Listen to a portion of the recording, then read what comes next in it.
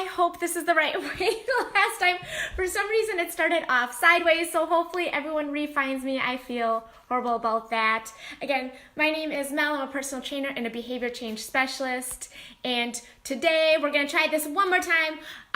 We are going to be talking about the biggest struggles that people have when it comes to weight loss, and when I ask this question, I always get it's food, it's diet. This is my biggest struggle, and I wanted to let you know that it's not that simple, and we're going to kind of go into the truths of what is really happening when it comes to food.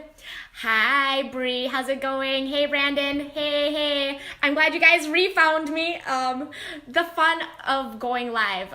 Something always happens. I always try to do it the exact same way, but somehow something crazy always happens. So today we're going to get right into it.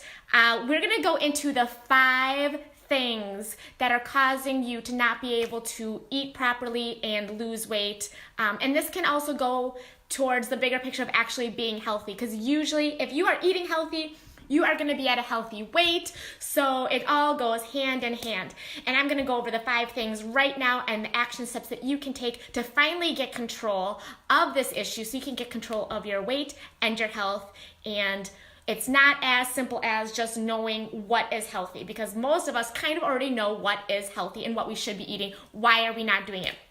Number 1, and this one's actually huge. The reason why you are not eating healthy and you're struggling with your weight is emotional. So people use food as an emotional crutch, and here's the thing.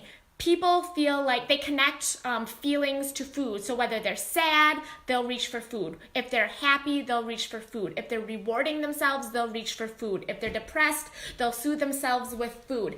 And here's the thing. One of the things is you want to be conscious of this and realizing that eating is not going to help you.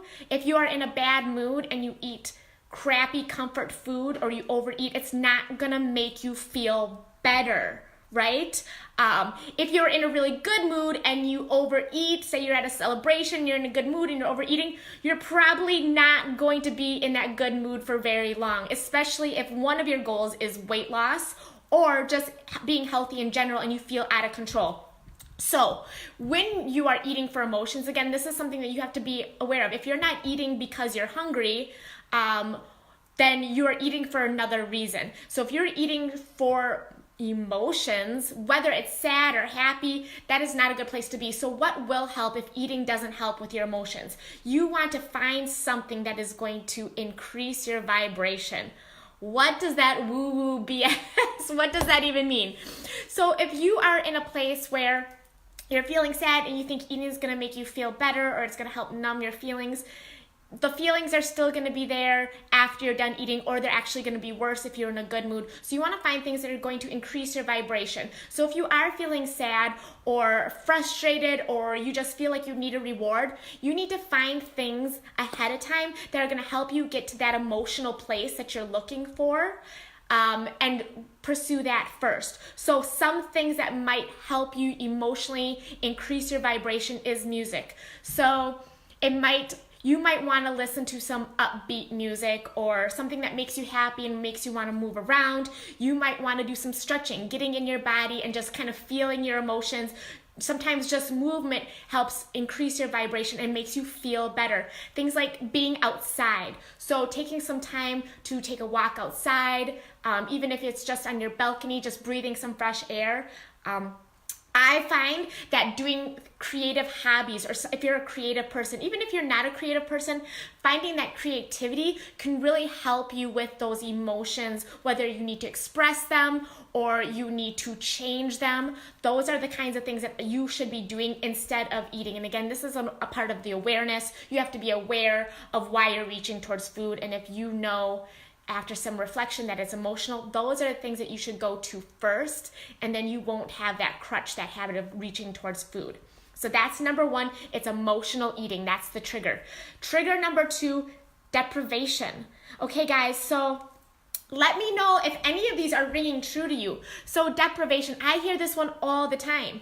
People are like, oh, I did so good all day, and then at the end of the night, I kind of went crazy. Okay, so if you mean that you did so good all day, what does that mean? Does that mean you were under eating? Does that mean you were hungry? Does that mean that you skipped meals, that you just didn't eat enough, that all you ate was vegetables and you barely consumed any calories? So yeah, deprivation can definitely lead to overeating at night, and then you can definitely make, overeating calories by depriving yourself during the day. So you don't want to undereat during the day because it's not going to work out long term. So be very aware of what you're consuming throughout the day and stop getting in the habit of eating all of your calories at night if you have a weight problem or you are reaching for the wrong foods. Now, if you're doing something like where you only eat for a certain amount of time, intermittent fasting, that's the word I was looking for, then it's different. But then if you're in control or not. If you're doing something that is regimented and you're staying within the boundaries of whatever you're doing, that's one thing. But if you're just skipping meals, thanks Jessica, I'm getting it a little delayed. I got it, intermittent fasting. So if you're not eating enough throughout the day, you're either depriving yourself, you're intentionally not eating, or you're too busy and you're not planning properly, you will be in a deprivation place and you will overeat at night, or give yourself permission because you didn't eat that much during the day. Again, if it's a weight problem or it's a health problem and you're not consuming healthy foods at night and you're reaching for junk because you get home, you haven't eaten all day, you're starving, you're ravenous, and you're basically eating anything that isn't like bolted down, anything that's really quick that you don't even have to prepare, that's horrible. You don't want to walk in and be so hungry that you can't even prepare a meal. You don't want to be reaching for chips and crackers and candy and baked goods, because again, that is going to perpetuate that weight gain and overeating very easily. It's very easy to overeat junk food rather than it is full, healthy meals with the fiber and cooked foods and like the whole foods. So number 2, trigger, deprivation. Number 3, okay, so this is somewhat similar to number 1, but a little bit different. So we're going to go 3, stress is a trigger. I find that people who are feeling stressed will use food to numb that feeling, that anxious feeling. They don't want to think about what's bothering them. So when you're stressed, it's kind of the opposite of depressed. You're anxious, you have a lot of thoughts, you have a lot of things going on, and sometimes the best way for people have found out to kind of quell that anxiety, those voices that consistent like do this, do that, blah blah blah, is eating, because they can kind of like shut up their emotions. They can just focus on the taste and the actual movement of eating something, which is bad. So, but the good thing is that if you're aware of it, you can change it. So what do you do instead? If you're feeling stressed, you again need to kind of change and get into a different state. So if you're feeling stressed, you have to figure out what is going to make you not stressed out. So finding things like meditation is really important. Being in the moment, feeling your feelings, and I work with people one-on-one with this, but having confidence, and I want to kind of slow down with this because I really want you to understand this. Having confidence and trusting yourself that whatever you are worried about, whatever anxiety is happening, whatever events are going on in your life, that for some reason you are not feeling like you can control them, that you're worrying about future events and how you're going to handle them, it's causing you unnecessary stress. So you need to come into a place where you can reassure yourself that whatever happens in your life, whatever events happen, that you are confident in your ability to handle them in the moment. So if there's something that you can do in the moment to quell that stress, say there's an action you can take, there's something stressing you and something that you need to do, if you can't do it in the moment and then relieve that stress, then do something like writing it down to put that stress to the side so you can think about it at a later time when you can actually take action. Or if it's a made up stress, you want to tell yourself and explain to yourself that I trust myself, that in the moment I will be able to handle whatever it is. So worrying about it, thinking about it is not going to help you in the moment. It's just going to cause you that anxiety. It's going to cause you to reach for food to get rid of the stress, when you just have to realize that you can kind of put those thoughts away and just worry about in the moment when something should happen. And a lot of times the things that we are stressing about don't actually happen, those worst case scenarios, and that we can actually come up with a game plan and things that we can actually take action towards. So that's one thing, feeling confident in your ability and trusting in yourself that no matter what you're stressing about, that you will be able to handle in the moment, and you don't need to feel those feelings right now because it's not helping you. And number two, meditating, getting into a habit of just quieting your mind and being in the moment can really help you get in touch with that calming feeling. So if you're feeling stressed, don't reach towards food, because again, just like with the emotional part, if you eat the food, you're still going to have the stress, whatever it was. So that's the thing that you have to work through. Number four, just being unprepared, guys. So if you know what you're supposed to be eating and you end up just, say you hit your snooze a bunch of times in the morning and you don't have time to make a healthy breakfast or make a lunch or have things prepped for dinner, or you don't leave yourself time to go to the grocery store to get those healthy foods. If you are unprepared, it's going to be very hard for you to eat healthy. But if you are prepared, it actually becomes very easy. So the best thing that you can do if you are unprepared and you're just grabbing things, again, like chips out of there and stopping at a gas station, all of these unhealthy things, if this is your habit, you need to make sure that, first of all, you get up early enough in the morning so that you can prepare and plan your day. You need to make sure that you are making lunches, and sometimes in the evening, if you make more than you need, you can bring it for lunch. But making sure that you are aware of your day, looking over your day and just seeing when are you making those poor choices, when are you not prepared, when do you not have food. If you're at work and there's a lot of junk food, it's the holidays, and you're hungry and you're not prepared because you don't have your healthy snacks, you're more likely to make those bad choices. So become aware, look at your day, where are you making those mistakes, where are you not prepared, and make sure you're prepared. It's that simple.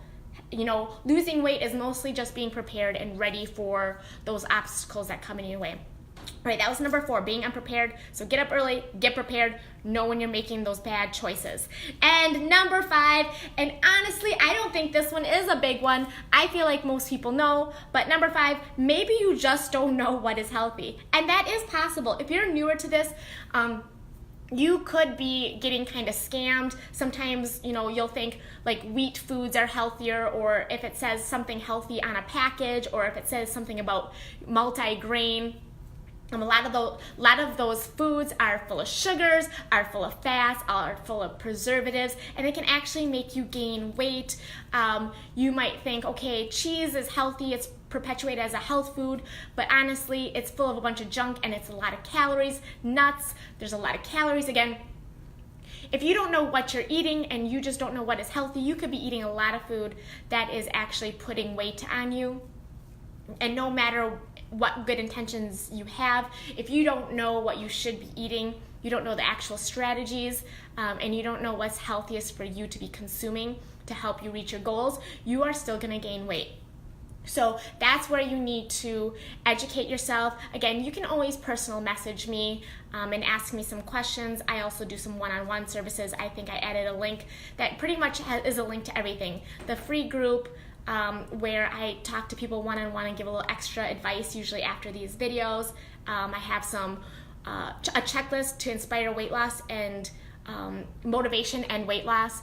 I have a checklist on there, or a little cheat sheet for working out, and then my information on my program. So if that's something that you don't know really where to start eating wise, then that's something where you want to educate yourself. All right, so those are the top 5 things. Emotional eating, that's a trigger. Deprivation, you're not eating enough during the day. Feeling stressed and trying to overcome that feeling with food, which never works. It only causes more stress. Number 4, just simply being unprepared and falling back on unhealthy options. And then number 5, not actually knowing what is healthy and making poor choices because of that. that is it, guys. Those are my 5 triggers or reasons why you are struggling with your diet and losing weight and being healthy. If you guys have any other questions for me, you can always personal message me or join the Tough group. I'm always in there and ready to answer any of your questions that you might have. I will, I guess, see you. Well, I'll just mention I have been doing a little challenge, so I've been putting in 2 live free workouts, at-home workouts in the group every single day, or not every single day, sorry, 2 times a week in the mornings. So if you're looking for a little extra boost, or you're just looking for some new ideas, or you just want to add an extra workout to your routine because it's the time of year where we're eating a little more, so we should probably be, working out a little bit more, join the group, get those free workouts, and I will see you guys next week. Probably not on Tuesday because I think it's Christmas. So I will send you guys a message. I'll post up here and figure out what I'm doing for next week. Otherwise, I will talk to you later. I hope you all have a great day. Bye.